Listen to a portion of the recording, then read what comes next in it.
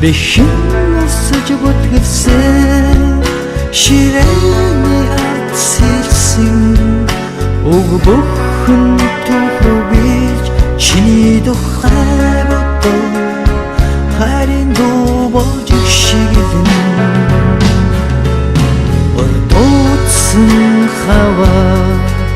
сөргөлийн хаалгыг хааж уян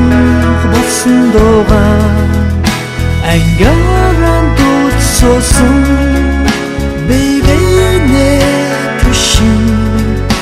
далдгунга мартацгааж нэг ангийн хүүхдүүд тоотой хаврыг үтлээ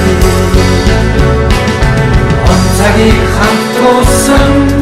ангийн